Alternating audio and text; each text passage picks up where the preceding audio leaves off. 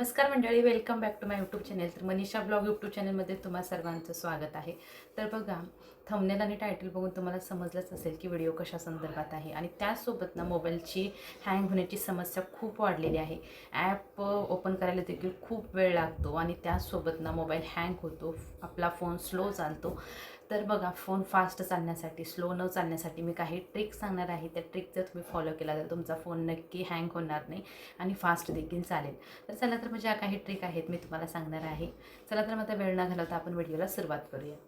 तर सगळ्यात पहिली गोष्ट तुम्हाला काय करायची आहे, जे काही तुमच्या फोनमध्ये अनयुज्ड ॲप आहेत ते तुम्हाला काढून टाकायचे आहेत आणि जे काही मोजके ॲप असतील ते तुम्हाला तुमच्या फोनमध्ये ठेवायचे आहेत. सगळ्यात पहिली गोष्ट म्हणजे हे, त्याने देखील स्टोरेज खूप भरतं, त्यामुळे तुमचा फोन हँग होऊ शकतो. मला तुमचा फोन फास्ट करायचा आहे आणि तुमचा फोन देखील हँग होणार नाही. चला तर मी तुम्हाला सोप्या सोप्या ट्रिक सांगणार आहे.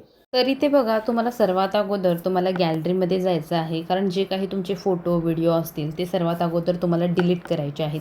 समजा व्हॉट्सअपवरून येणारे असो किंवा तुम्ही जे काही कॅमेऱ्यामध्ये काढलेले फोटो असो, ते जे काही फोटो येत असतील, जर ते न लागणारे फोटो असतील तर तुम्हाला सर्वात अगोदर ते डिलीट करायचे आहे.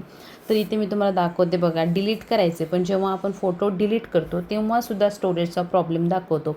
तर तो देखील कसा काढायचा हे तुम्हाला मी दाखवणार आहे. तर बघा, इथे सर्वात अगोदर मी संपूर्ण इथे जे काही न लागणारे फोटो व्हिडिओ आहेत ते सर्वात अगोदर इथे डिलीट करून घेत आहे. त्याचनंतर तुम्हाला कुठे जायचं आहे, खालच्या बाजूला गॅलरीमध्ये तुम्हाला इथे 3 ऑप्शन दाखवतात. त्यामध्ये रिसाईल बिनमध्ये तुम्हाला जायचं आहे. म्हणजे तुम्ही जे काही फोटो डिलीट केलेले आहेत तर त्या ॲपमध्ये जातात.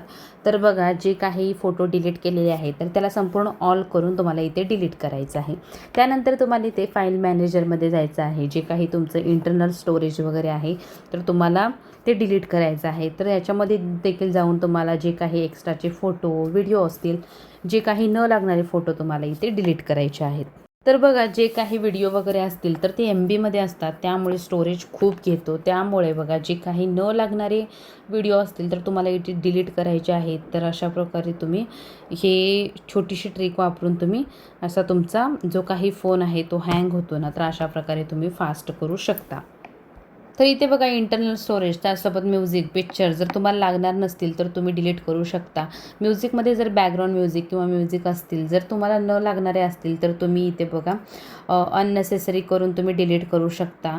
त्याचनंतर ॲपसुद्धा बंद करू शकता. आणि याला स्केच क्लिअर म्हणतात. स्केच क्लिअर बघा, जो काही तुमचा डाटा साचलेला असतो त्यामुळे तुमचा फोन हँग होतो, स्लो चालतो. स्टोरेज हे आठवड्यातून एकदा तरी क्लिअर करायला हवं.